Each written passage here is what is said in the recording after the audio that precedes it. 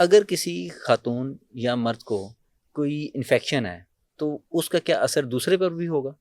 جی، چونکہ میاں بیوی کا آپس میں تعلق کانٹیکٹ کے ذریعے ہو رہا ہوتا ہے، تو اگر ایک انفیکشن ہے، جیسے اگر عورت کو کینیڈیاسس ہے یا انفیکشن ہے، تو یہ اچھوت کی بیماری نہیں ہے. ایسا نہیں ہوگا کہ وہ کوئی بہت خطرناک حد تک چلا جائے گا. لیکن ایس ٹی آئیز کا اکثر آپ نے نام سنا ہوگا، یعنی سیکشولی ٹرانسمیٹڈ انفیکشنز، کلیمیڈیا، گونوریا، ٹرائکومونیاسس، یہ خطرناک بیماریاں ہیں.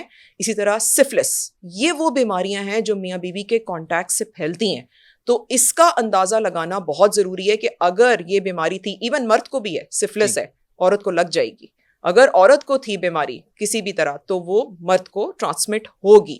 سو یہ وہ ہیں جو ایس ٹی آئیز ہیں. عام طور پہ جو ہمارا لکوریا، بیکٹیریل ویجینوسس، کینیڈیاسس والا، یہ کوئی ایسی جان لیوا بیماری نہیں دیتا. لیکن سیکشولی ٹرانسمیٹڈ انفیکشنز ایک دوسرے سے پھیلتے ہیں، تو اس کا علاج ممکن ہے؟ بالکل اس کا علاج ممکن ہے. اس کے لیے دیکھنا پڑتا ہے. پھر ہم بیریئر میتھڈ ایڈوائز کر دیتے ہیں.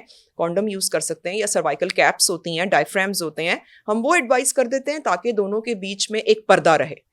تو لیکن یہ واقعی جان لیوا حد تک چلے جاتے ہیں یہ ایس ٹی آئیز ہیں. اور اس کا کیسے پتہ چلے گا؟ بہت زیادہ انٹینس خارش ہونا، ریڈنس آ جانا، پس نکل رہی ہے، کوئی ڈسچارج ہو رہا ہے، کوئی لیژن بنی ہوئی ہے، پرائیویٹ پارٹس پہ کوئی زخم بنا ہوا ہے، اسے اگنور نہ کریں.